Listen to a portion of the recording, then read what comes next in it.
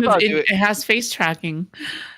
So like the picture that I have was made by an AI, but it's like so unique. I thought about making like a VTuber old man like I have for my profile pic. Like there's no like funny goofy VTubers, right? They're just all anime girls. Hey, nothing wrong with that. Except they're not that in real life, which is sad. We Yeah. replaced one Lauren De Laguna with 2 men. We did. Yeah. Well, Nice. I mean, at least I have something to contribute to the conversation when it comes to working in politics. So, True.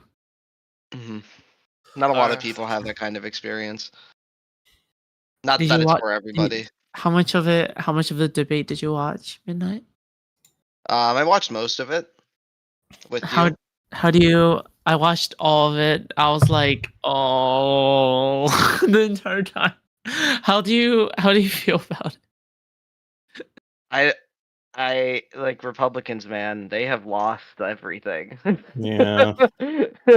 Like, I'm a big like. I thought Nikki Haley was gonna be a good candidate until she opened her mouth on crime, and I was like, wait, like, she was supposed to be the moderate, and yet she wasn't really moderate today, which is kind of upsetting. I think she just I feel like she did okay coming from like a progressive kind of like point of view, right? I was like, oh my god, from progressive point of view she was so good the first debate. But then the second debate I was like, oh my gosh, she is unhinged the second debate. No, I'm maybe honestly because she saw the polls for Vivek, and then she saw that she had to change her opinions or something. Which Like, I really 'cause went he in hoping that Nikki was going to have like a really good moment, and it never really happened. Because I actually thought like Nikki seems like a good like candidate. Like she seems like she could be. She's like pro-Ukraine. She doesn't seem like she's completely unhinged on stuff. And then like I don't know, she just like completely floundered tonight. Though I didn't catch like the last like third of the debate, to be fair. Yeah, no, it seems like that she's changing her position on the tough on crime stance because most of her positions prior were very less domestic, more Moderate. foreign policy, and like so, like her domestic policy was very moderate. And like I feel like she is a good candidate that would work with progressives and Democrats because she is from like more of the old guard Republican Party prior to Trump. So I think she would be a really good candidate because if you look at some of the polls in Iowa right now, it's looking like that only about 27% of Republican voters are guaranteed to vote for Trump. 38% are on the fence and would vote for any other candidate and Trump, and then I think the remaining are no Trump. So I think it really depends on who we nominate for the Republican Party to determine like who Republicans will vote for because they are rank and file voters and they will vote for the party no matter what. Ooh. Connor, hi. Hey. Hello. Sorry, I'm tardy to the party. Oh, No, you're fine, good. man. Yeah. You're good. Oh my god, you fixed your audio. Good job. Thank you kindly. If it goes out, let me know. And chat, I'm going to ignore you for the next 25 minutes. Deal with it. Nice. How are you? Sometimes you just gotta focus on the content. True. I am fantastic. How are y'all? I'm doing good. Good. Doing well. Oh, it's excellent. Foodshops and I just hung out the other day, so it's great to be back on a panel together. True. Yeah. Yeah. Yeah. And y'all want to kick it off? I got plenty of opinions I'd be happy to share with the class. Yeah, All actually, right. you can Yeah. yeah, you can actually just go ahead and kick it off. Actually, yeah, go ahead. Okay. Yeah. So if I was introducing this as content, I would say that we're here to review the second Republican debate. And I think that I have personal opinions. I don't like I didn't like Vivek Ramaswamy. I kind of saw through him or didn't like him during the first presidential debate. I felt like he was a little bit weaker tonight. Some people pointed that out. Also, I hate anecdotes, and he started half of his openings with an anecdote, so I literally muted him for like 45 seconds at a time because I don't give a shit about your anecdotes. I want to hear about policy. I love Chris Christie. He's never going to win because of the way that he looks. I think Ron DeSantis needs to. I think Ron DeSantis needs to embrace his inner autist and just accept the fact that he's neurodivergent and lean into it. And yeah, that was pretty much that's my beginning. I have more to say, but I'll let you guys talk. Honestly, I was. Oh, do you want to go first, Kat? No, go ahead. Go ahead. I was a little bit impressed with the moment there with Tim Scott, which he had a very, I think, weak debate performance the first time. But this time around, he was talking about America. And I think it was actually related to when they were asking Ron DeSantis about some thing where he said some stupid comment, him and Kamala Harris. I don't fucking know. But anyway. Oh, yeah, the slave thing. Yeah, and he's like, and he had this moment where he's talking about uniting America and that, there's no positives to slavery, but, we have a country where there's Americans and we're all here united as one country. I thought that was like a pretty good moment for him because like Tim and I feel like he's right? He's the black. Yeah, he's the black guy. Okay. I feel like he's also like a reasonable person. I feel like you could sit down with him and craft like a policy from like left wing or right wing and like sit down and have a negotiation with him, and he'd be like actually interested in like solving the issues. Whereas I don't feel like that's the case for most of them. Yeah, unfortunately, I'm a little racist, so I muted him. Jesus, is it me or is Vivek more Trump sounding this time around even more? He's doing the meme for sure. Yeah, no, he is definitely copying a lot of the same tactics and the speech patterns and speech writing that Trump used in the first election, that Trump ran on. And I feel like that it's gonna burn out eventually because Trump is still running and he's still leading as the nominee. Yeah, the only way that anybody else wins is if everybody else drops out and endorses whoever's left over. That's the only way you have a viable second candidate. And this did not happen last election cycle with Trump, so I don't know if they have the coordination to do it this time. Yeah. Have you seen how fucking savage the moderators were? Holy shit. Like they were good for them though. No, good for them because on the first debate, like they were kind of getting steamrolled a bit. So I think they were coming in here and they were like, yo, we're not letting these people talk forever. We know who we want to get on the mic. We're going to get them on the mic. And if they go too wild, we're going to shut them the fuck up. And I really appreciate that because some people, they just get wild with it. Literally, I muted Vivek and Tim Scott fighting for the mic for like 3 minutes. And I watched both of them talking for 2 or 3 minutes. And I was like, it would have been easier if you just shut the fuck up and let Vivek finish. We would have been done by now. Yeah, and when it comes to like Chris Christie, I think when he brought up the whole subject of how Trump's not here and Trump is not representing the American people, I felt like even though that he is not going to be a candidate, especially because how he looks, even though that's a depressing thing, I do feel like I saw the points disappear on Trump, right? Because he isn't there. He isn't there to stand up for his opinions, or so everyone can just shoot one at him and he can't do anything about it. And so like, it is definitely a net negative that Trump hasn't been coming to any of the debates. And if he does come to the last one, you might maybe see those points recover. But I don't think that he's going to be a viable candidate soon if they keep attacking him the way they are. Well, have y'all ever watched Afro Samurai? I have. Yeah, yes, I have.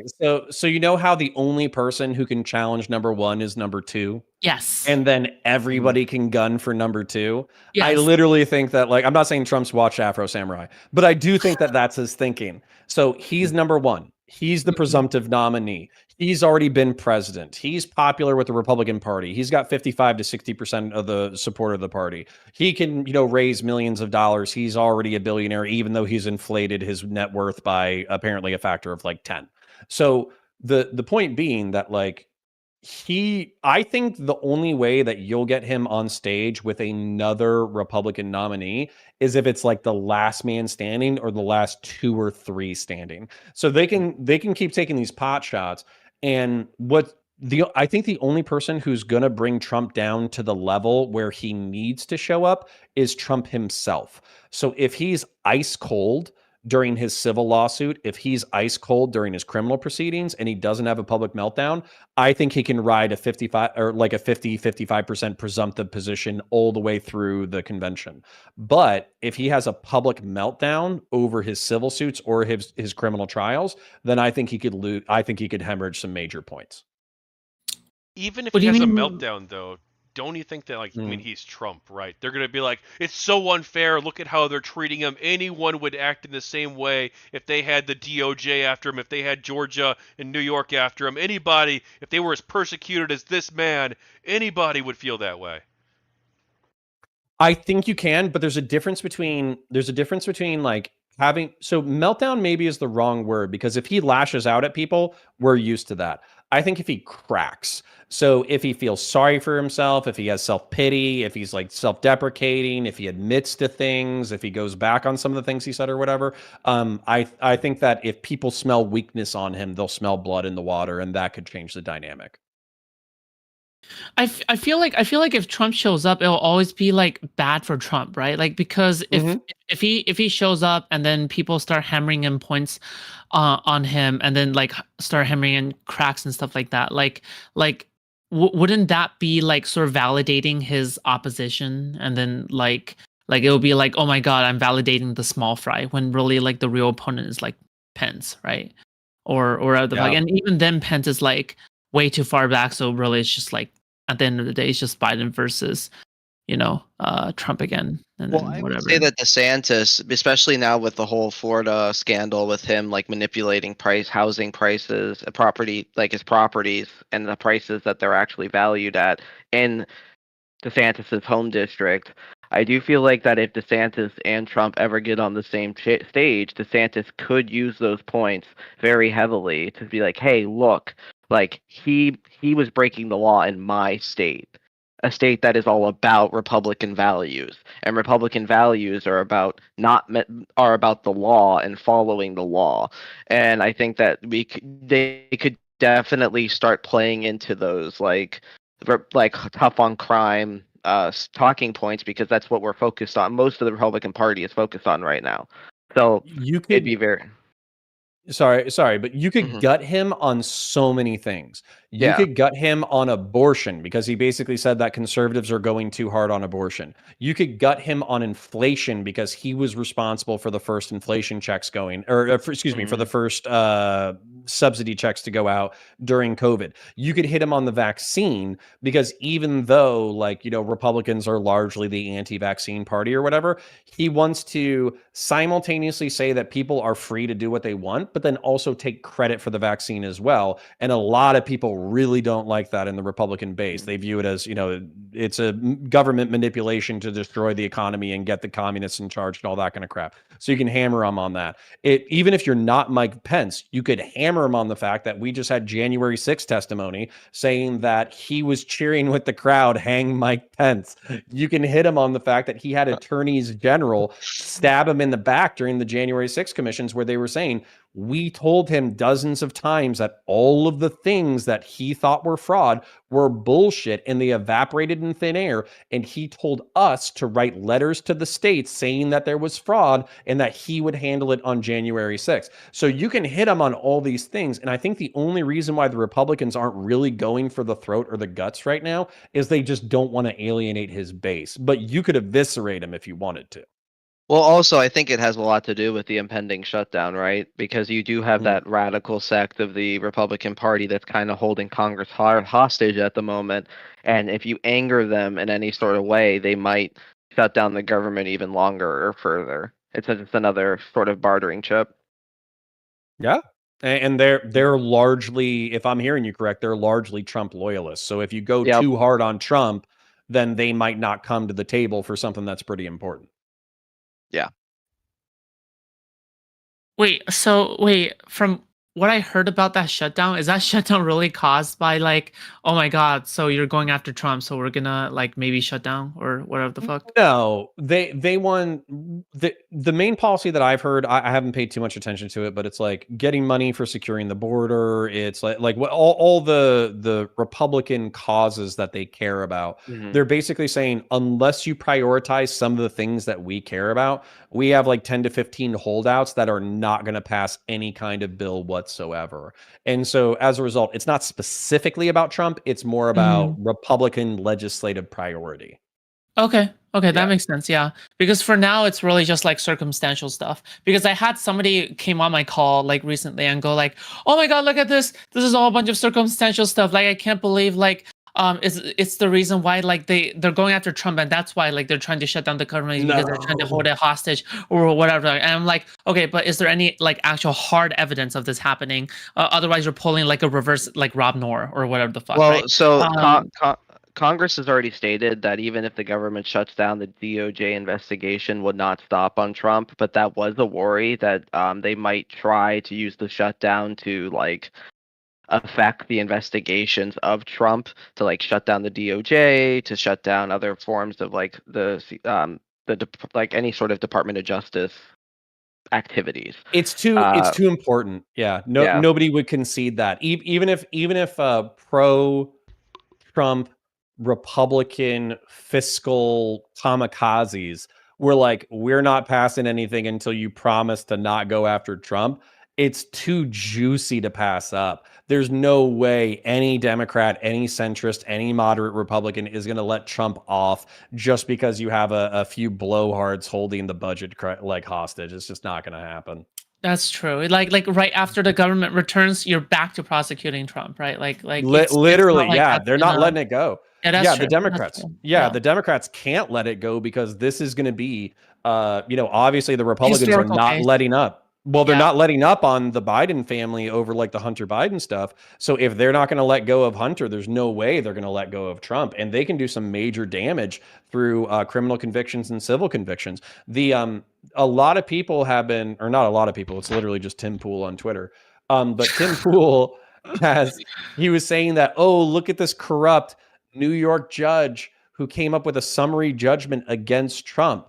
And he's kind of ignoring the fact that the reason why the judge was so confident that she didn't go to it, or I think it might be a he judge and then a she attorney general, but the reason why the gentleman judge didn't go to a jury trial is because he said the evidence is so overwhelming that it doesn't even need to go to jury trial, because if he appeals it, it's still going to go through. That's an insane statement. That's like guilty beyond a reasonable doubt. Well, it seems kind of wild that, if I'm not mistaken, like a couple of weeks ago, the Republicans were talking about launching an impeachment inquiry into Biden, but I don't think this even came up in the debate. It didn't. Why didn't it come up then? Yeah, it's kind of I'm sorry for ranting so much. I only got a couple of minutes to hang out though. It's largely because it's on its own tracks and nobody knows what's bullshit and what's real. So you wouldn't want to tie your presidential campaign to, I'm going to hold Joe Biden accountable for the crimes of his son or whatever. You're going to want to let the process play out. And then another big thing that's happening right now, I forget, it's like the New England Foundation. It's one of the Republican think tanks is currently like attempting to basically stack states with Trump loyalists, which is another big issue, and that wasn't brought up in the debate at all. I forget, another content creator recently made a video about it. Let me see if I can find it, and I'll send it to you guys later. But currently they're attempting to basically make it so that there's a lot of like delegates that are Trump loyalists, and so that they'll be able to push through the election regardless. But I don't know how that will play out. I was about to say, good luck with that. And the only reason why I'm saying good luck with that is because now that the scheme is relatively known, I think everybody's going to have their eyes on it. And part of the attorney's general testimony was that in Georgia specifically, Trump wanted the Republican governor, something like that, to fire the state electors who are going to represent the counties that allegedly had fraud, appoint new electors, and have them cast their ballots for Trump based off of unproven fraud. And so even if they get Trump loyalists, like all of the Trump loyalist decisions are going to be giga scrutinized just because of all the shady shit he tried to pull last time. Wow.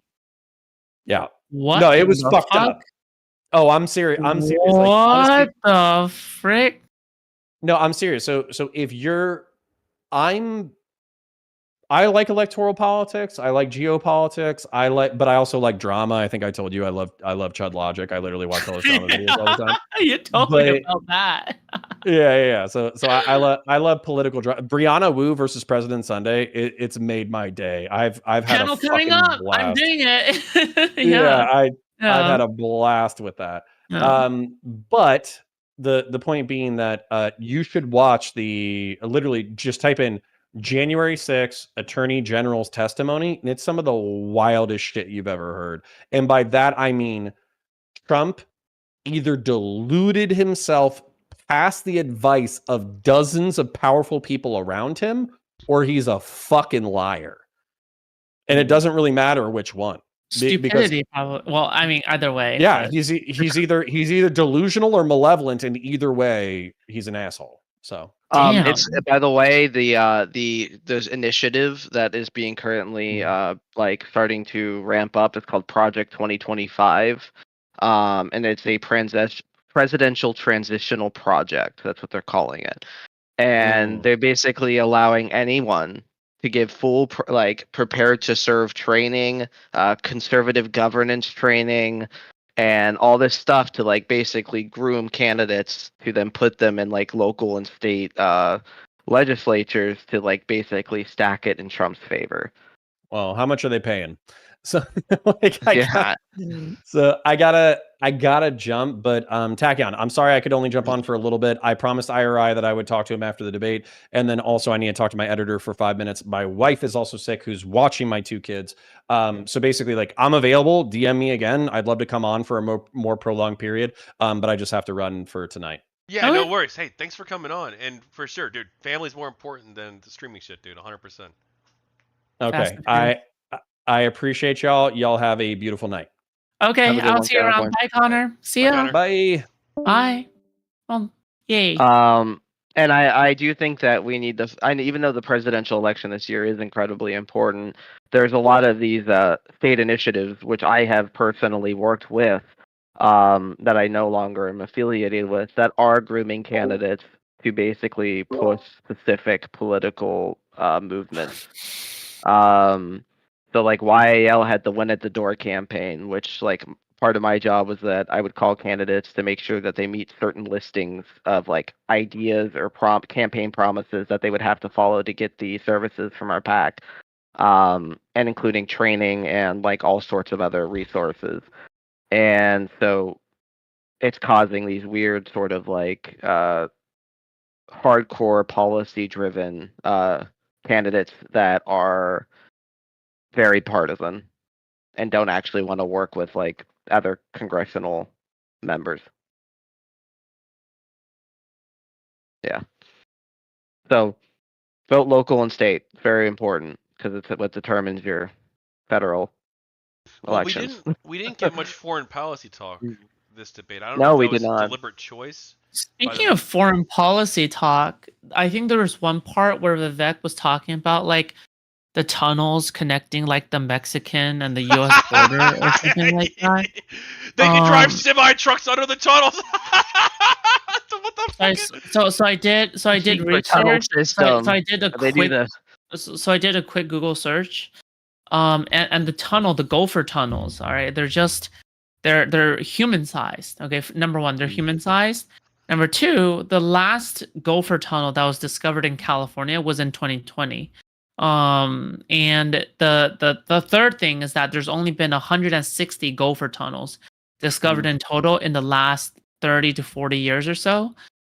So there isn't really, tunnels that they can drive semi trucks through. It's really Yeah. interesting how much Republicans have changed their stance on immigration, because not even, I would say 10 years ago, Republicans were rather pro-immigration, and they believed in less restrictions on immigration. And then until like I want to say Obama, Trump years, we never like there was this massive switch of like policy decisions when it came to the Republican Party, specifically on border policy. Uh, and I find it just really weird because like Republicans are all about like more freer economies and like open and like more open economies and like free exchange, less taxes, these things like this, which immigration actually allows to happen. And so I think that they're just virtue signaling at this point, where it's like, oh, look at all these poor people that we don't have homes for. Um, we need to send them back for their own good, which is like not even like it doesn't make sense to me because like Or it's again, easy. They're brown people. We don't like brown people. That's it. I don't think the Conservative Party or the Republican Party as a whole is necessarily scared of brown people. I think it is that they're scared that a lot of Republicans believe that they're being pushed out of the economy, which isn't true. It's just that the economy has moved somewhere else, like in Well, tech industry. is it that they feel that they're being pushed out of the economy, or is it that they really don't like this sort of like hegemonic, what they perceive as being hegemonic, like left-wing cultural values? And left-wing cultural values love people who have like left-wing cultural values generally are like very pro-diversity, which is fine. Like I'm pro-diversity too. But I'm not. but oh, we can explore that. That could be interesting. But because they have these views, they are reflexively opposed to it, and they think that people who come here from other countries, immigrants, that they're going to vote for more left-wing politicians than right-wing. Like if it were the case that the immigrants were voting for the Republican Party, like they'd probably be like all for immigrants. Well, no, that's actually like statistically false. I mean, most Latino families are Christian, Catholic specifically, and most Latino families are nowadays normally vote red, even if they're illegal immigrants. Doesn't that depend on where they live? Oh, they can't even vote though. What? So they can't even vote though. But it does. Well, the only state where they have a holdout as Democrats is California. I Like don't know if Arizona, they're mostly Republican. Where's the New stats Mexico, on I this? believe they're mostly Republican. I can look that up. I might be wrong, but let me just double check. So are we talking about like Hispanics as a whole, or like new immigrants who just became citizens voting for the first time? Yeah, that's a very important question. Distinction.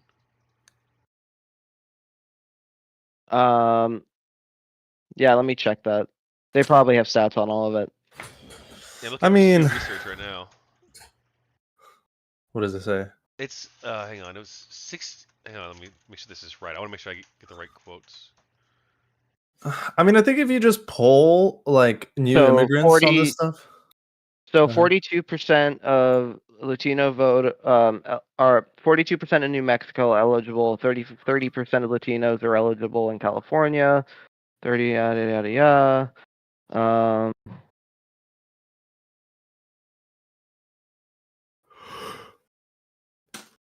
Well, this is issued polling, which I guess is kind of important. So Latinos, according to Pew Research, I'll link this in the Discord. But according to Pew Research, it looks like Latinos agree with Republicans more on the economy, on crime, and on immigration, foreign policy, and the size and scope of the government. But they agree with Democrats more on healthcare, education, gun policy, voting, abortion, energy, climate change, race, Yeah, Supreme Court appointments, that sounds and right. coronavirus. So they're like a pretty mixed group. Yeah, because they have conservative values when it comes to family and home, but then when it comes to like Totally makes sense to me. when it comes to like welfare and like social resources, because they are a minority, of course they're going to lean more left. Also, because they're poor. Well,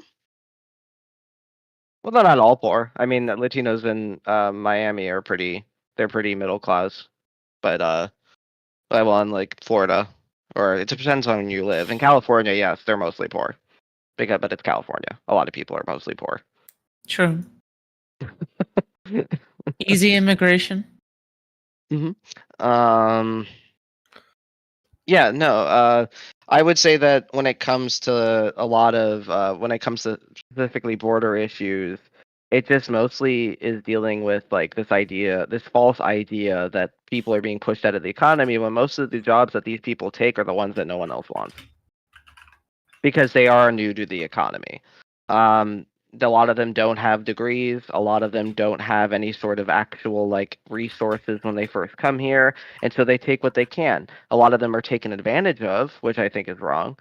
But I do think that long term that they're just a benefit less than a negative, and even to the economy. Like I think you could argue this from an economic point of view to most Republicans that it's just a benefit because we're missing large portions of workers in like farming and mostly They pay agriculture sales industry. tax. They pay sales tax. So that's big. Yeah, and I see. And why can't we give immigrants or even illegals a W-2 and just say pay income tax? Like, and it's not like they're stealing shit. You know, they're buying things. You know, so it's like, why not? Yeah, if they're doing that. Well, I'm pro. And it's not even. I'm pro there being a pathway to citizenship, and I'm pretty open bordersy, but I don't want this to be a circle jerk. We are talking about the Republican debate, so is there? Yeah, anyone want to try and do a steel man for the immigration restrictionist position? I mean, Foods was definitely doing that last night. Well, well, hold on. Were any of them saying we need to restrict legal immigration? So yeah, to be clear, yeah, good point, Jay. Well, I would say that legal immigration's already restricted, though. I know, but none of the Republicans were advocating for that, right? Anyone want to steel man the don't have any amnesty? I hate immigrants because I think all they do is cause crime, and they're ugly. And well, bro, I'm a Republican. That's the worst steel man ever. Here's like the weakest steel man ever, but like I'm doing a steel man. I don't know. You told me to do a steel man. I don't know what else to say. There's no position to steel man. None of them were advocating for restricting legal immigration. And I'm pretty sure if you probably pressed all of them on it, they would say it would probably make sense to make the pathway to citizenship easier for people, but they just want to restrict illegal immigration because. What is it? It's like we've had like 7 million people cross the border in like the last like year or 2 years or something, and that's what they're like really focusing hard on. Is it that high? Yeah, and it's like that's crazy, only like 2% of the population, right? Hold on, I have something on this. Okay, check numbers. So like that is equaling out our that's allowing us to have an actual replacement rate because our birth rates are dropping. So that's actually a good thing. Wait, it looks like it was 2.76 in 2022, and that's according to NBC News, and which I can, and just quickly googling this, and then 1.6 million in 2021 according to the U.S. Border Patrol. Yes. Yeah. Oh, okay, that's encounters. 1.6 million encounters. That's different than how many of them. Yeah, because a lot of the immigrants that do try to pass the border are sent back. Like, not all of them are being like processed and then under DACA, right? A lot of them are being sent back because they're just like a military-aged men who are trying to cross the border, and they're just like, "Why are you here?" And like I think there needs to be a lot. Like Republicans need to argue. If they want to win more of the Latino vote or minority votes, is that they need to argue for more options to become citizens. Like, you can propose stricter borders, but you need to have solutions for these people to actually come to the country. Because if you want to go somewhere and you want to be somewhere, of course you're going to want to contribute to that place you're going. I don't know a single immigrant who's come to the United States who is like, nah, I'm not going to do anything. I'm only going to be like I'm going to be a burden on the society. No, they're like, I have this opportunity to in the free world of the America to build myself a life and contribute to a better society than where I came from. And I wonder what they think of like do Republicans also think like these immigrants are taking advantage of the welfare system as well? Yeah, but they can't even access it. A lot of them can. They can't. It's impossible. It's actually impossible. I'm telling you right now, I'm applying to be a welfare queen. Like I'm literally trying to take advantage of the welfare system right now by lying and saying I'm actually applying to jobs when I'm not. And I'm actually what? You're saying this in public, bro. Yeah, I'm committing fraud. No, I'm kidding. Please No. stop. Yeah, I'm kidding. What? Unprovable. In Minecraft. Let's stop. Okay, but a lot of illegal immigrants, if you know illegal immigrants, what they do is they steal identities. They get like people, usually dead people or people who aren't using like their social security benefits. They get like their social security card or whatever, and that's how they collect benefits from people, and that's how they get employment too. They I've never heard this before. Where do you live? I live in the Northeast. Yeah, I live in Texas. Okay, and I know plenty of illegals, right? Very humanizing. I live term. in a sanctuary city, so like I've never heard of this like at all. Dude, no, that's the main way they get employment and benefits. They steal identities, and it's not even like they're like malicious about it. It's like there's just like, I guess it's like a service. I guess people who just like sell social security cards like to new immigrants. It's like part of the coyote thing, you know, like when they bring them over, you hire somebody to bring you over, and a part of like there's like a package deal. You know, you get like the ultimate immigrant package, and like part of it is like you get an identity that's given to you. That's how you get employment at all. That's how you even fake the employment. Well, I would say that most illegal immigrants that are employed under the table because it's cheaper for the businesses. Well, I don't know the proportion, but I do know that for the businesses who do vet the people who, I mean, because you can get yourself in trouble for that, right? If you knowingly hire illegal immigrants, but if you hide behind the idea that, well, they provided me with some sort of social security and they had no like obligation to check it, then well, you know, there's an easy way to stop that is just, you know, provide them with like, oh, you come to the border, you were provided with like a green card to work. Yeah, well, I'm just saying that's how they collect benefits. We're saying you were saying they don't collect benefits. They do actually through that way. And maybe depends on what state you're in, but like I've never heard specifically this being an issue ever being brought up in my state. Because I know that we provide assistance to illegals for opportunities for work in the sanctuary city that it doesn't require ID, but it's still taxed. It's just I think it's just like contractual work. Yeah, and here so in that NEC. situation.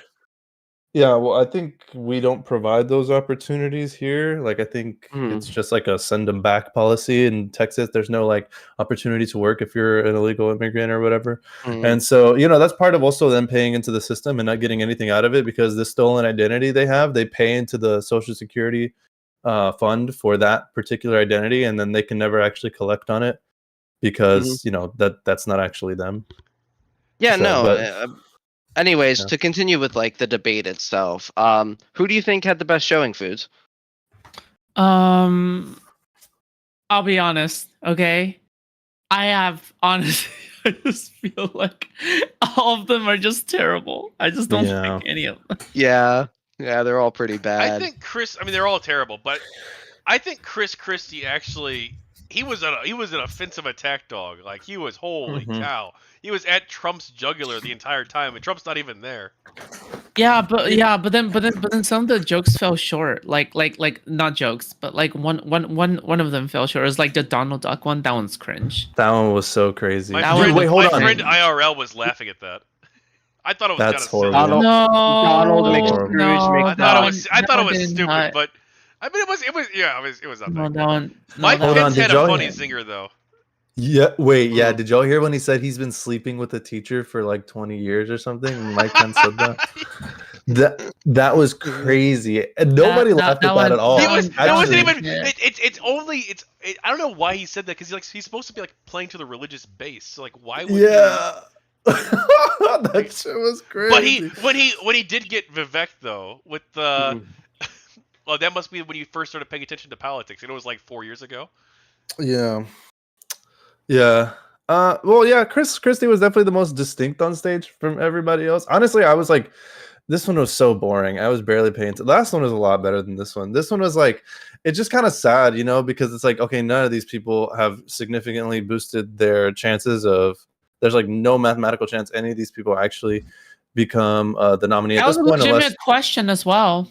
Like they asked that. They were like, oh, you know, like, do you think you have a mathematical chance of winning? Like, what do you think Ron DeSantis like that? Yeah, at the very and they end. just avoided the question, right? They're just like, well, you know, like because it's obvious none of them do, and so unless Trump gets like barred from running at all, then or drops out, Well, I think then that's what some of the candidates are hoping for, that he does get barred. I mean, he already has been muzzled by a judge. So like most of his campaign speeches, he can't even talk about any of the cases. He can't Yeah. argue for anything around January 6th. He can't argue anything around Mar-a-Lago. He can't argue anything about New York. He's muzzled. And so like he has no way to counter any of these people's points. So I think if he ever does go on the debate stage, he would just have to sit there and take. Yeah, and he's So- incapable of doing that. I don't think he'd made the Yeah. decision not to appear on the debates. I'm pretty sure his advisors were heavily advising him to not go because they know that he can't help himself and that he would say something really stupid while on stage. But they can only hold Trump back for so long, right? Because all of his advisors were telling him not to submit fake delegates. All of his advisors were telling him not to do any of the things he did, right? And so I think that like that is a real telling sign, especially when a large portion, I think it's like something like 42% of the Republican Party is still very anti-Trump at this point. I really do think it's like a state of delusion because at this point it's like don't attribute to stupidity, malice, that line. That's it. Mm-hmm. True. You know, Kat, it's probably good that Lauren didn't show up because if she heard you made your comment earlier, you'd have confirmed all of her priors about welfare. Oh yeah. That one? Oh. You would have confirmed all of her priors. Yeah, didn't y'all literally have a debate about how many people are collecting welfare who don't actually need it? And you were like, no, actually, it's not happening as much as you think. Weren't you like literally having that argument? Yeah, we like did 2 have weeks that ago? debate. That's why I made the comment. Oh yeah, sure. That's crazy. Yeah. That's why you made a comment. You probably shouldn't have said that on air, or like done Yeah, the thing that's to so begin crazy. with. But I am honestly surprised. I haven't heard a lot of electoral college talk because both Republicans and Democrats now are kind of sort of anti-electoral college because we do have this rise of like populism, and that hasn't been brought up at all yet. And I'm I don't honestly think the surprised it Republicans- hasn't. What? Oh, no. Under what basis No. would the Republicans, or like, what makes you think that they would Because- say that? Because some believe that Trump won the popular vote. And that Biden faked his votes, and that's how he won the popular vote. But even if, but that's just fraud at that point, then, right? That's not Yeah. like a failure of the Electoral College. I haven't seen that. I've seen that from the Democrats all the time, especially progressives, talking about getting rid of like Electoral College along with the Senate and like these bodies that are supposed to represent like, I guess, like the smaller states or whatever. But I don't know. I just haven't heard that from Republicans. now, if a Republican, let's say Trump, happens to win the popular vote but lose the electoral vote in like the next election, like we could see that. But I haven't seen very many Republicans talk about that at all so far, or any of them. So what if Trump does get convicted and then he wins? It depends on how he gets convicted. If he gets convicted federally, then he can't run. But if he gets convicted on the state, then it gets real weird. Because like if Trump's in jail but running for president, like or wins presidency, can you call the National Guard to break him out? Wait, where does it say that he can't run for office if he's in federal prison? You can't be convicted of a federal crime and be president. I don't know if As far that's as I'm true. aware. Didn't Eugene B. Debs run for president? But was that a state jail? He calls the National Guard to break him out. State. That's so funny. Oh, it was state. Okay. Can you imagine, like, just like a bunch of troops all running over as the cops are fighting them off? Well, are you sure it was state? Because it says here he was convicted of the Sedition Act of 1918, which is a federal law. No, wait, let me double check that. But as far as I'm aware, that it is, I don't think a president convicted of a federal crime or anyone convicted of a federal crime that hasn't been pardoned can run for federal office. No, I don't think that's true. Yeah, I think he could just pardon himself, right? Once he. Yeah, he could, but there's some laws that might disqualify you, and maybe he's being charged with those specific laws. But I don't think like any federal charge disqualifies you from running for office federally. Yeah, my understanding was that if he got convicted of a federal crime and then won, he could just pardon himself. But yeah, the state one is like, yeah, really weird. He'd have to like most likely, I guess, he'd be president out of jail. Yeah, you guys are correct. This is currently is an argument in the Supreme Court. Like this is being dealt with.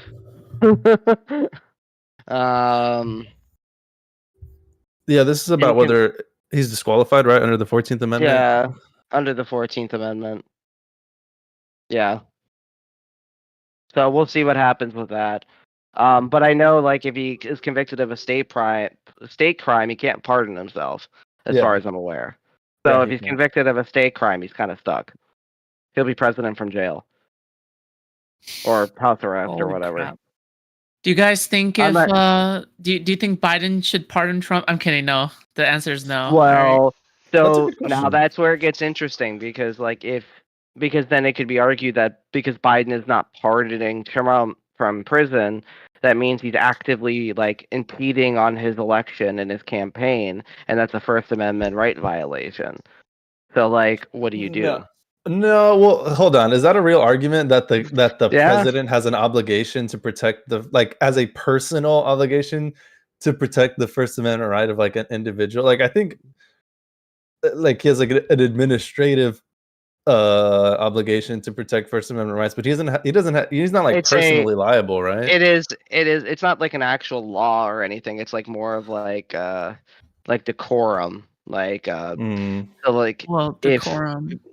Yeah. So like it's just it would be viewed badly politically if he would to suppress Trump's freedom of speech by him being in jail. It's not a freedom of speech thing though. Like it's like if he committed a crime and he's convicted by a jury of his peers for it, like that's not him having his free speech violated. That's him having violated a law. Yeah. I've heard Republicans make that argument though. What if this happened? Okay. Trump is convicted. What if Trump is convicted, goes to prison before the election is over, and then Joe Biden takes advantage of this while Trump is in prison and is distracted from being in prison. Biden goes on to win the election, becomes president, but then because Trump is in prison, and then afterwards, when Biden becomes the president, he then pardons Trump and out of spite, goes like, hey, thanks for being in prison and letting me win, and then pardons him. Wouldn't that be such a spiteful move? Wouldn't that be so funny? I mean, think that'd be funny. It would be Trump would owe Biden a favor, right? Like at that point. Oh yeah, but at the same time, it would be like both a funny thing and like it'll be a favor and it would be not a favor because you could have won, but you could have not won. Anyway, just Now I'm curious what the points are looking like after the debate. That's what I want to know. No movement. Chances are no movement. Nothing. If anything, probably like Nikki Haley went down because she just like You know, in the last debate, I think she really made herself distinct from everybody else by sticking to like just common sense stuff, like Russia why would is the bad. points will never move before or after debate? Because my teacher back then in high school told me that people have already put in their opinions like before. People did move after the no, last debate. actually, no. It looks like Trump before the debate start lost 1.4%. DeSantis is at third. So Trump Where are was. you getting this from? This is Project Veritas. 538. Oh, 530. Okay. And this is Yeah. How did it? What's the methodology? Like, is it like before the debate and then after the debate? Like they polled live people live, or? I think this is only before the debate. There is no after debate yet. Well, I guess they do it tomorrow, probably, right? Yeah. So from what we can see right now, in the last week, Trump has lost. He's lost about 2.3% of his vote of his voting base. DeSantis is at is second at 13.2%. Pence is actually behind Haley and Ramaswamy. So it goes Trump, DeSantis, Haley, Ramaswamy, and Pence. Well, yeah. Fortunately, Haley probably shot herself in the foot there. Like she completely blew whatever reasonable positions, like you said, Jay, that she held before. Like, man, she just blew herself up. Like I went in thinking she was going to do a good job, and like this was a disaster. In my mind, she definitely won the first one. Like, I don't know when this was last updated. So it looks like nothing has updated yet. But according to Real Clear, Trump is currently at 56.6, according to the RCP average. DeSantis is at 14.4, Haley's at 5.8, Ramaswamy 5.1, Pence 4.2. So Trump is still leading significantly. He would have to lose like he's at plus 42 points at the moment. He would have to lose pretty dramatically in the next debate. But we'll see what happens after today. Because I feel like I think everyone on stage did a good job at hitting on points when it comes to Trump not being there. Even though that he can't be there. But that's not enough. It is enough, I would say, because it shows that Trump isn't there to actually stand up for the American people. Wait. Did everybody hit on that? Did like even Tim Scott hit on that as well? Not Vivek. Not Vivek. Vivek was the only. DeSantis did. I remember that. Christie did. Christie did. Of course. Haley did. Pence did. Because Trump is not there and refuses to be there. I don't see. I would see it definitely down in the polls. Now, what's interesting right now is that Donald Trump is currently only 0.3 points behind Biden. Yeah, it's tight. He could totally win again. I mean, no, like that's always been a possibility. Scary. So the Democrats definitely have to show up in force this year and not be like, oh, well, we won the last one. We have the incumbent advantage. I don't think the incumbent advantage means as much anymore because we're dealing with populism.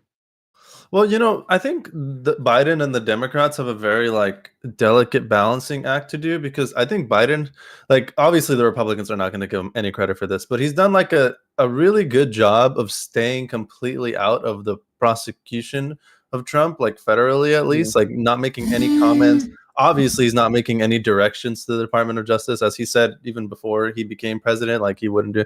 But it's also you're also running a campaign probably against this guy, so it's you have to. I don't know. It's weird because if you make comments, it could be seen as influencing the investigation and influencing a potential jury that might indict him. But if you don't make any comments, then you're sort of just leaving the voters to come to their own determinations about, Trump. It's a weird I don't know. It's weird. He because you get what I'm saying. He can't really attack him at this moment without being seen, without himself being probably rightfully attacked for influencing the investigation or like a Now, jury. Trump is taking major hits in Iowa, which I think is a good sign. Let's look at the home state of Florida for DeSantis. Trump is only 10 points above DeSantis in Florida. I think if DeSantis pushes harder in his home state in his presidential election, I think that he could win more points, but the whole Disney debacle hurt him pretty badly. What else? Arizona, Trump is still leading and actually sweeping everyone else under the rug.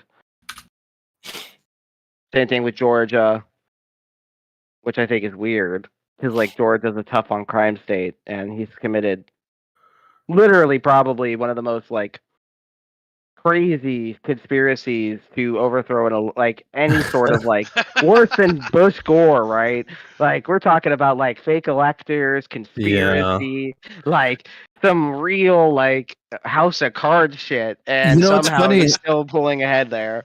It's so funny because the Republicans, they will defend any and everything he does, but this particular topic with the Georgia thing, I haven't even seen anybody attempt to defend this. Like they just kind of like avoid the topic completely because there is absolutely no defense. Even if you're like super red pill drinking, like if you're bathing in Kool-Aid, there is no defense for calling up the Secretary of State. Oh right, yeah, in Georgia. Brad Raffensperger. Yeah, and being like, "Hey, I need you to find me 11,000 votes or whatever." Like they don't even address it. Like the Republicans, you can't get any of them to even talk about that because that one's way too crazy. That one's there's way no too defense. crazy. How do you There's no defend defense. that? You can't, and that's why they just and you know what? It's a strategy that works for the Republicans. That they just avoid talking about it, then the voters ignore it or they justify it on their own.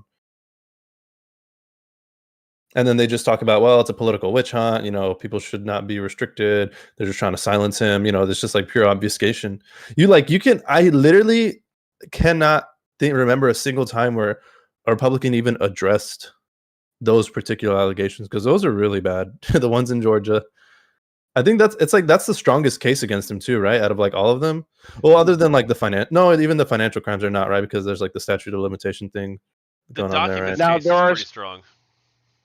I feel there are certain states. Florida, There are certain states DeSantis, I think, really needs to focus on because other smaller Republican nominees are catching up.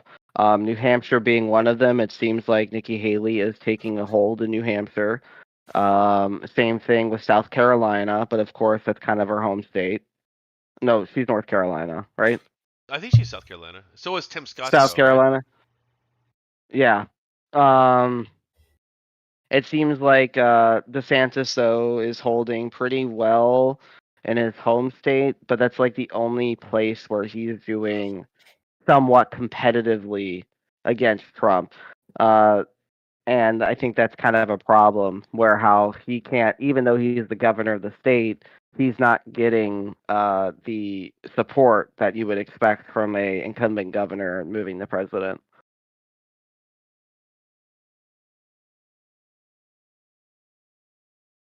Wow. I know it's insane. I've not like the amount of just like I don't even it's not even like it's like just straight propaganda that's being put out by the Trump campaign that's working is insane. Like I drive up and down some of my roads and like everyone has like a Trump sign like from like 2020 and they've crossed out Pence like with like red. It's actually really funny. Well, I have a question for you, Midnight. Aren't you you're still like a libertarian, right? So are you tentatively supporting the Democrats for the next presidential election?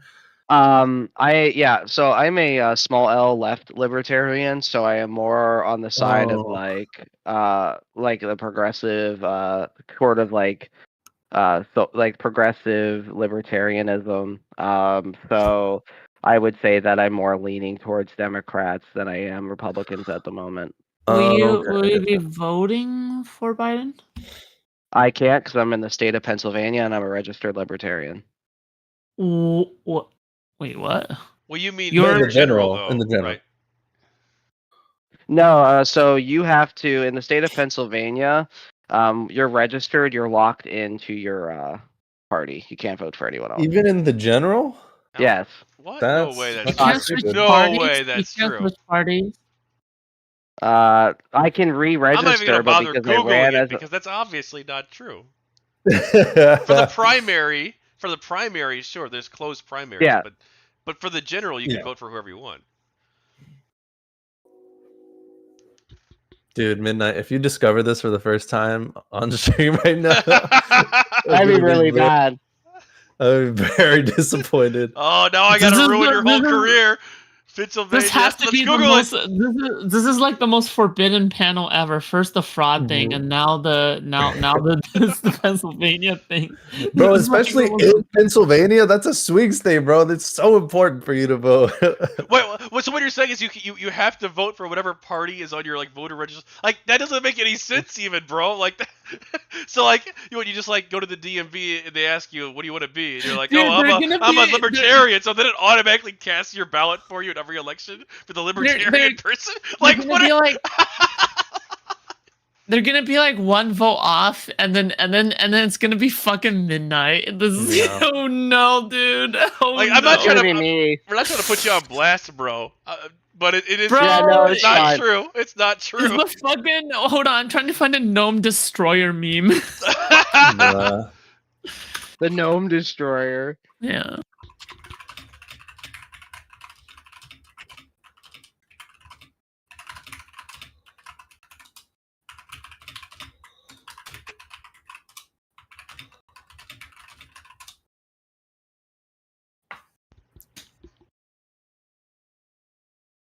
You know, you probably can't even find anything on this because it's so obvious. yeah. Like in Pennsylvania, we don't even have Oh, yeah, elections. no, we They have just closed- automatically we have vote closed for whoever primary- you. Close primaries. We have closed primaries in the open primary. general. Yeah. Oh my god, Yeah. dude! Alright. Midnight has Yeah, not yeah, been yeah, voting for Democrats Yeah. for. I've been Dude. voting LP straight for years. It's my Dude, bad. are you actually, dude? Are you kidding me? You have to be, bro. Well, it's You know okay. what? Joe Jorgensen was based. That's all I gotta say. Is that who you voted for last time? where Yeah, did that's why I voted. got- I'm Joe No. Jorgensen. Yeah, All right, fair enough then. We didn't lose any fucking votes then. yeah. But all right, great. I'm so glad we got that sorted actually, because it's really important Yeah, for you to vote. You know. Yeah. Well, I vote every year. I just always, because of the primaries, I just always vote. Sorry, let me LP rephrase. straight. It's very important for you to vote for the Democrats, is what I meant to Mm. say.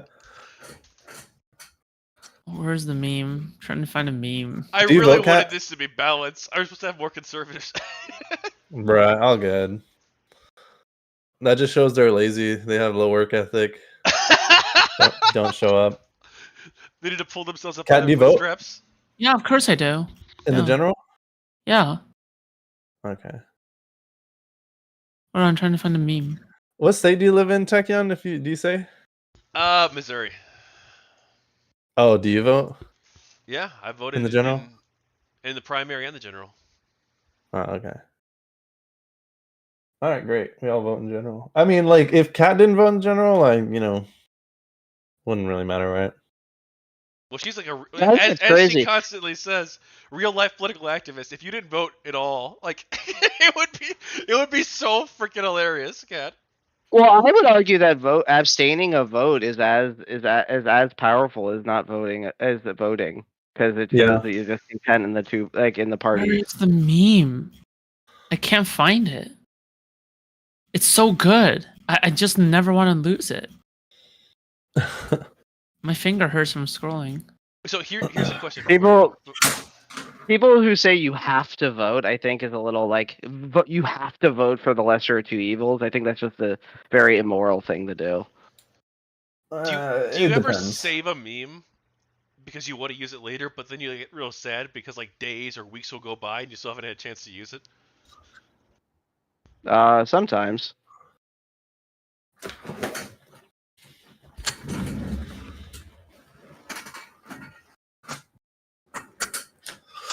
The closed primary. Can we all agree closed primaries are bad? What does I'm that not mean sure again? primaries in general are good, but Our closed Being, like, primary is blocked. bad. Because you apparently can't change your mind. Well, no, you can, but you just can't do it like the day of. I've never thought about it. I don't know. What's the argument against it? I don't know what the argument is. Well, what's the I don't argument see against it? one. What, is the argument against it like, well, you should be able to change your mind the day of? I don't know, but I mean, but the argument for it would be that's like ripe for abuse, right? Like if a bunch of people decide like to vote for like a, what do they call it?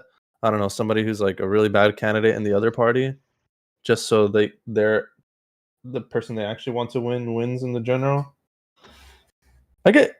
I'm fine with leaving that up to states to determine, like, And like the fact that like independents can't vote in Pennsylvania primaries, I think that's a big issue. oh, really? So independents, you just don't vote at all in primaries? Yeah. Damn. I think Texas is close primary, if I remember correctly. Yeah, it has to be. what do we think of caucuses? That shit's they're cringe. good. No, that's cringe. They're needed because they help develop policy. There's good arguments Would on, you on rather- both sides, but Why would you rather have a caucus or a think tank? no, caucuses Well- as in regards to like the primary, the alternatives to primaries. Oh, okay. Yeah. Like, and on one hand, like it's such a high barrier, like you have to spend like 5 hours of your life like dealing with this shit. Yeah. But on the other hand, that probably like is like a more like in some ways more of a democratic process. If you can make it so that everybody in society can participate in something like this, it could be more democratic because you have people engaging with members of their community to discuss the issues, to discuss which candidates they really think are best. Like there could be like some good there, but overall, maybe it's better that we just have a primary because it's easier I for found it. 99% of people. I found the meme. You found the meme. Yeah, I found. Dude, I mean, the really obvious argument against this is like, I posted it in the VC chat. Look, as a gnome obliterator, I promised to eradicate 100% of the gnomes. As a gnome skeptic, I promised to only eradicate 75% of the gnomes. As a man of principle, I promised not to vote for any of these evil men. oh, fuck, true.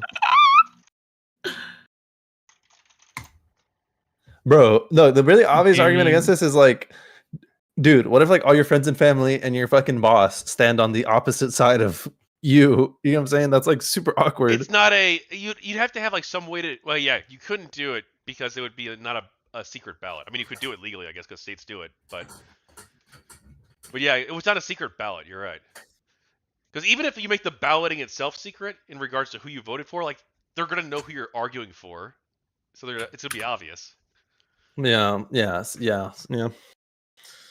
think that shit's so cringe, and it's uber cringe that it's in like the first state that votes too, that has to do caucus. That shit is horrible because they set the precedent, and it's just so ripe for people to not vote for who they actually want because of like peer pressure, Perhaps. What do you think of like that is- other countries and how they have like party lists where like you don't even pick who's the candidate, you just have like a party list, and the party list is chosen by the parties, but then you get to choose from like multiple different parties which one you want to vote for.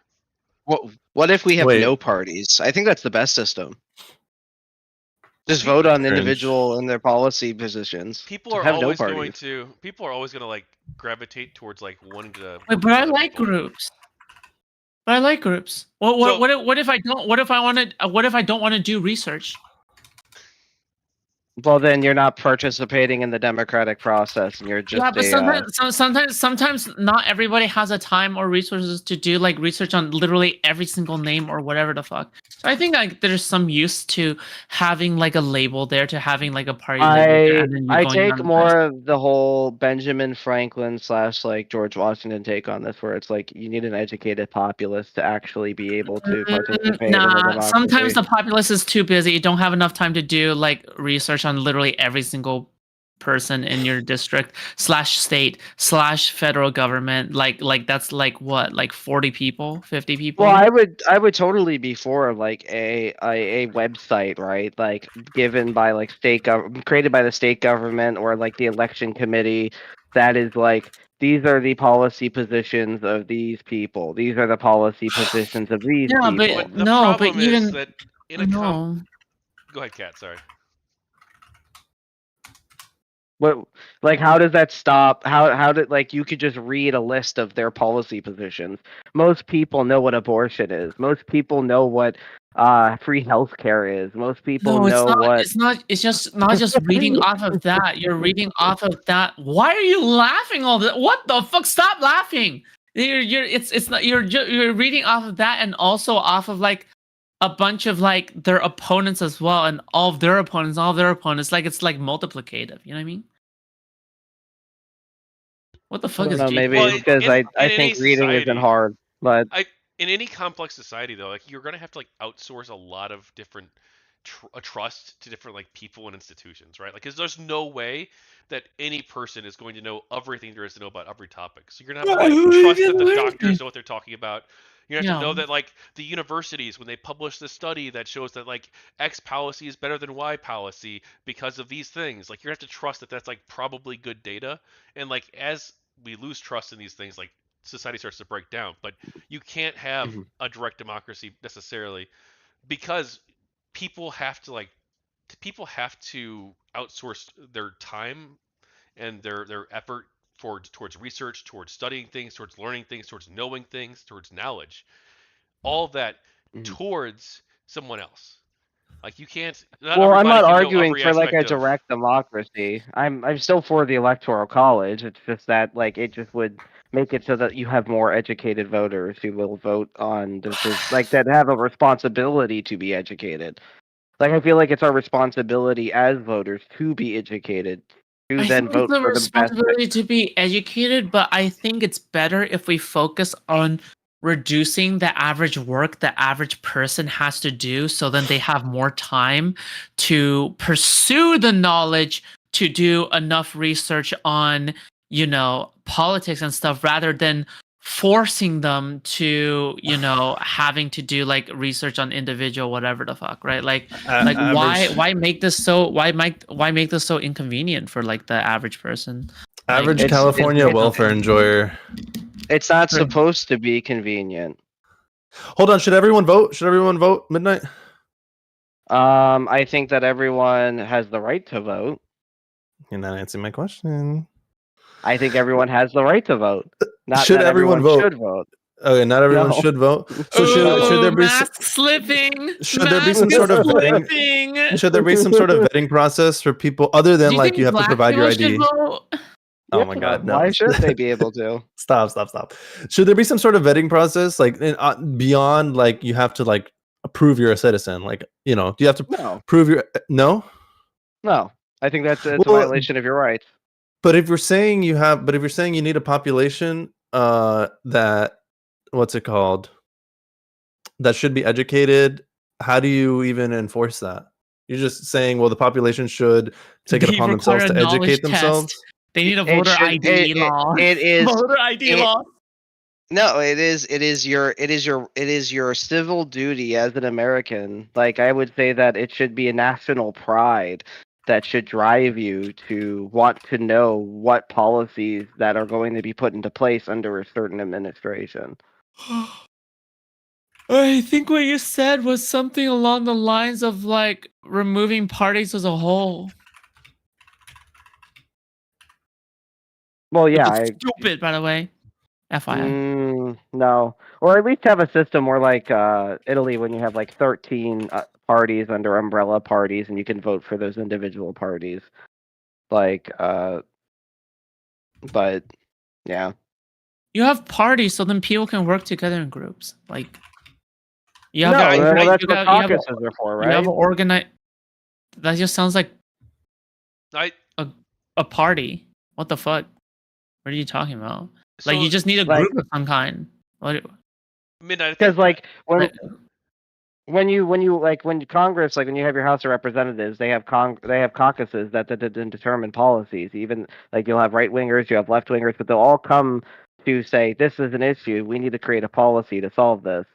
So like, I don't see how that would affect. Like if you have no parties, you still have a group of people with differing ideas coming together to create policy. The fact that they're parties doesn't create policy. If they don't vote by party, they'll vote by caucus instead. No, they'll vote for You their won't change by it constituents. that much. They'll do their job and actually vote for what the constituents want. Well, look, even in this world though, you're gonna have like you say, both caucuses within the chamber, and you're gonna have like external organizations, like third-party groups, nonprofits and stuff, that are going to be endorsing candidates. Like the Conservative Alliance is going to endorse a list of candidates. Like the socialist websites are going to endorse a list of candidates. Like these are going to be like de facto parties, both in the chamber and outside of it. Right? Okay, wait. Also, I have to go. I have to go prep food for thought. Okay. All right. I'll see you guys. Oh yeah, right. All right. Okay. Cool. I'll see you guys. Bye. Well, no, because I would say that you'll have outside forces, and those outside forces exist now, right? Even with parties.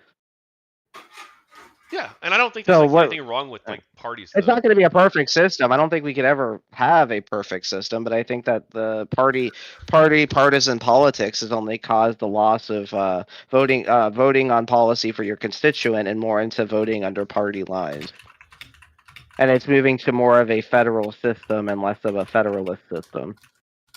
Well, isn't the issue though that like we have a two-party system today with an electoral system that's sort of like winner takes all based upon pluralities, and like that's like fundamentally the issue. Like if we had like an approval voting system or even like a ranked choice voting system, which I'm not even like a huge fan of necessarily, if we had something like that, that's a compromise I could make. Hold on. Or multi-member proportional. Mm-hmm. Like, yeah. then, like I'm not all for like doing everything I say because I'm not like even though I work in politics, I'm not some like all-knowing expert. These are just my opinions, right? So like if we could come to like a compromise of saying that yes, we can have like ranked choice voting instead of, let's say, like a party-based voting. That's, I think, a much better version of like making sure that like your constituents are getting what they want out of their senators, House representatives, such and such. Yeah, I'm pretty much in favor of like any system that sort of I'm in favor of like any system that reforms us away from first past the post essentially, and towards something that's more pluralistic. So something that'll bring in a de facto multi-party system. Yeah. Okay, I can agree with that, 100%. Like if you have multiple parties that break up the current Republican and Democratic Party, I think that would be a good thing.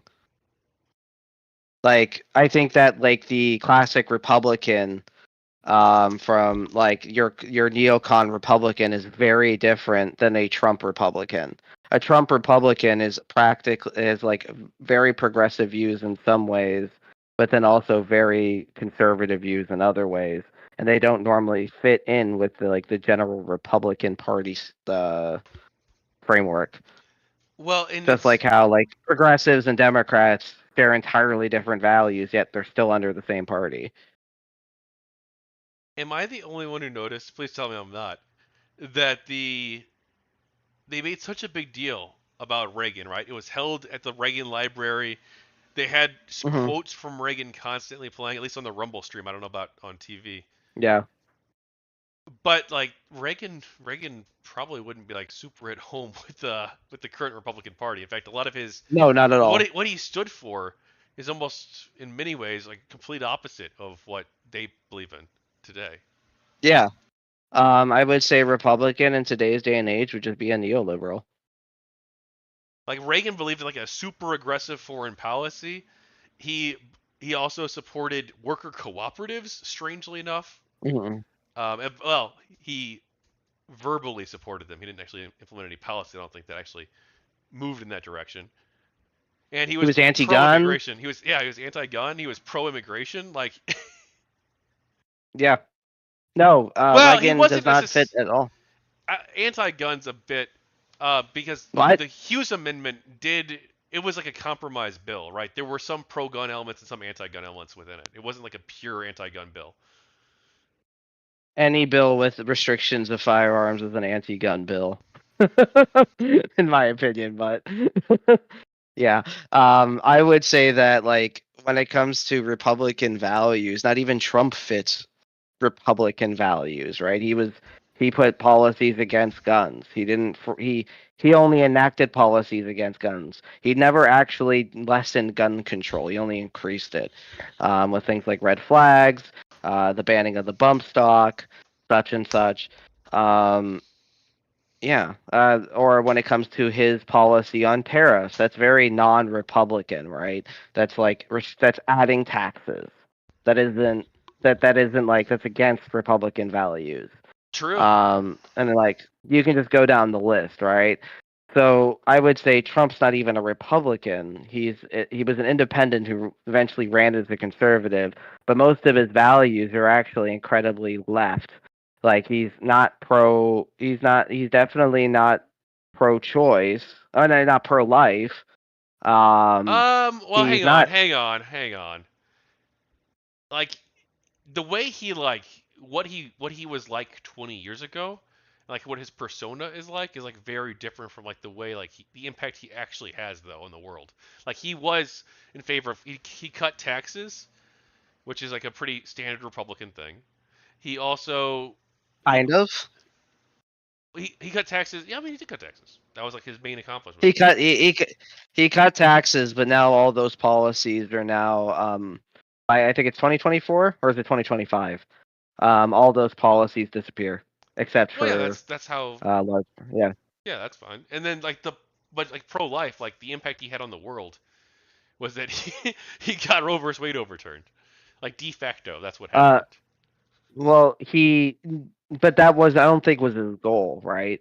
His goal, because all of those Supreme Court justices that did go onto the Supreme Court actively said that they were not going to review Roe v. Wade.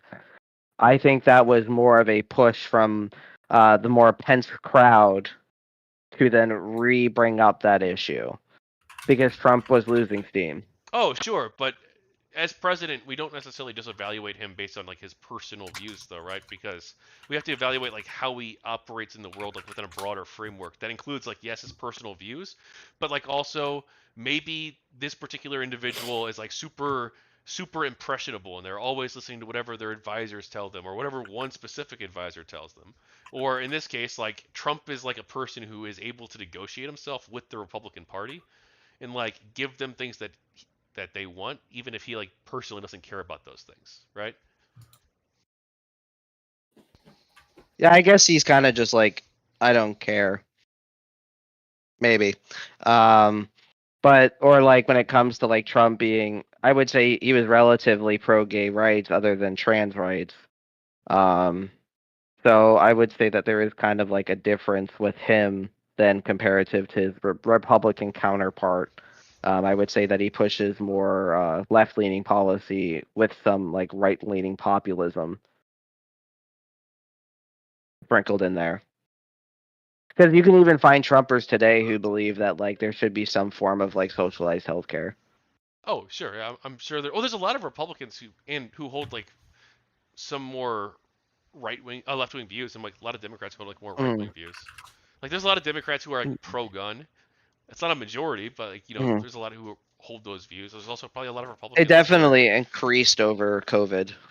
Yeah, there's Republicans who do the same sort of thing too. Like who like these are not monolithic parties. We think of them that way though. Hey Tachyon, Yo. Thanks for inviting me. Next debate, I will really listen. I don't know if you'll have me on for the next debate after post-debate stuff. I'll be happy to do that. I'll actually listen to the next one intently. Well, to be fair, I invited you like 20 minutes ago, like 20 minutes before we started. So, because Lauren backed out, that's why I had to find a replacement. But hey, you did fine. Both of you did. MidnightDancer and Jay. Yeah. Okay. Tachyon, are you on Twitch or Kick? Well, technically both, but you're not supposed to stream on Twitch and Kick. So Yeah. I prioritize the Kick stream. All right, I'm gonna So I head don't out. think I have you followed. All right, I see you, follow Jay. Tachyon. All right, I'll see you. Bye. So what do you think are going to be like? Because currently Trump is on Biden's heels.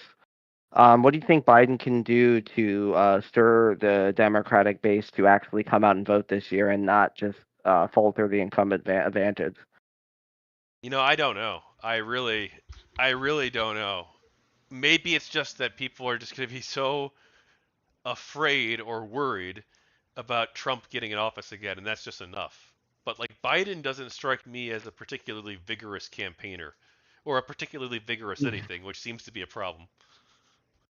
Yeah, no, and Trump definitely has embraced the Obama-style campaign, and I think he's executed it quite effectively over the last this election, last election, election before that, and I do fear that Trump definitely has a fighting chance in this election, even though if you would have asked me a year ago, I would have laughed at you. So it's a little scary to see that actually he is starting to gain traction again, even though the media isn't covering him constantly, other than his legal proceedings. Yeah, I mean, I definitely wouldn't write Trump off. I mean, it's probably doesn't really have any shot at all at winning the popular vote, but that's not how our elections are decided. And all he needs is just to flip a few thousand more people in that state, a few thousand more people in this state, a few thousand people more in that state, and boom, he's got a path to victory. I don't think he'll be able to flip Pennsylvania. What I am worried about is like Arizona and Dems might get Texas, depending. Might they really work at it? You think that's in the cards? They definitely have. Yeah, I think they have the population now in Texas to actually do that, like urban population, because you had the mass exodus of California into Texas. What about Georgia? Georgia, I think, is a Trump stronghold, even with the whole the legal proceedings. Yeah, he did lose it last time, but only barely. Yeah, I think that especially because Georgia normally votes on like economy because Atlanta is the fastest growing city. What was the fastest growing city in the United States. I feel like that because the economy is slowing, that they'll probably go for Trump. Yeah, it's definitely going to be interesting to see. I wonder. We always think of like, oh, these are like the 5 states that matter that we should pay attention to. Like this, I guess it's maybe a little bit more than that, like 10 states that like could potentially move. We think of everything else like a red state and a blue state. Like I wonder, if that's as hard and true as we think, or if we sort of like partially like reinforce that. Like if you through this mindset, because like my own state, Missouri, we actually had a Democratic governor like 10 years ago. So like, yeah, but everyone thinks of this like a red state. But like 10 years I ago, would say, people were willing to vote for well, a more conservative have, Democrat, but still. Doesn't Missouri have the largest African American population in the United States? Does it? I don't know. We have a lot per of capita. we have a lot of African Americans in St. Louis, but in more rural areas, I'm not sure. So let me look at what 538 is saying, to be honest, because that's the only way you really get this kind of numbers. Okay, 11.3% of people in Missouri are African American. So let's do Pennsylvania first. PA. But I'm gonna be wrapping up the stream here in a bit, I think, because the panel's pretty much come to a close. I might be on Foodshops channel later. She asked me to be a backup moderator for her, possibly. For the Brianna Moon President Sunday stuff. Yeah, let me just end it on here. So in the state of Pennsylvania, Biden is still winning by 2 points. When it comes to, let's do Arizona next. Arizona, Trump is leading by 1 point according to Emerson College, but then according to public opinion strategies, Biden is winning by 2 points, so that is kind of up in the air. And even in some polls, DeSantis is leading, +6 against Biden. Against Biden. Against Biden. Well, if Republicans were smart, they'd look at this poll and be like, they'd be looking at a lot of the polling and be like, huh, it looks like Trump might not be the best person. But Democrats can say the same thing. Maybe Biden's not the best person, too. Wisconsin, Biden's killing it. He's +6. He's fine. California, of course, Biden. How old is the Wisconsin poll, though? Let me check. June 28th. Oh, okay. So that's, that's pretty. Yeah, it's pretty old. Is it just one poll? Yeah, or are there a bunch of polls showing that it was about that range? Prime Group did a poll June 14th through 28th, +6. Marquette University Law +2 Biden, June 8th through 13th. Okay. Political opinion strategies +3, which it seems like political opinion strategies is more of a right-leaning pollster. Okay. But it sounds like it's he's in the lead for sure, but that's a polling error of like 2%, and who knows.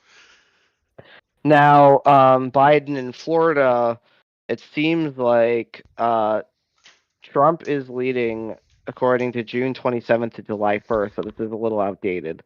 Trump is leading by 10 points, but according to Emerson College, Biden is leading by 1 point. So that's a little wacky. All right. Well, hey, anything else you want to add about before we close the panel down?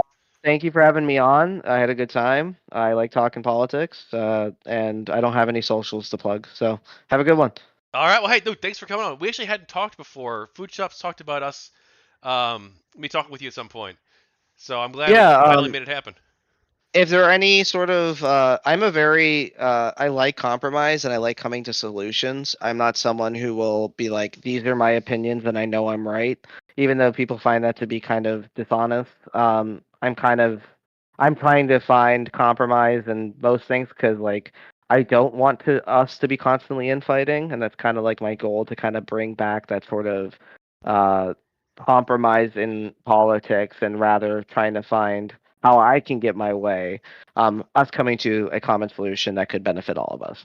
So that is my goal when I have these conversations. So if you ever want to talk and just pick my brain on ideas or subjects, just don't be afraid to have me on. Yeah, of course, absolutely. And if there's something you want to talk about ever, just let me know too. I'm pretty busy with this project right now, with this book project. But yeah, dude, reach out to me if there's something you want to talk about for sure too, and we can set it up. Yeah, have a good one, man. All right, you too. Peace. Bye.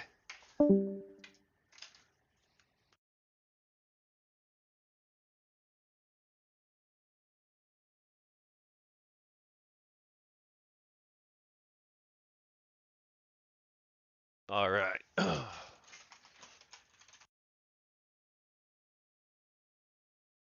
So I'm doing a show with.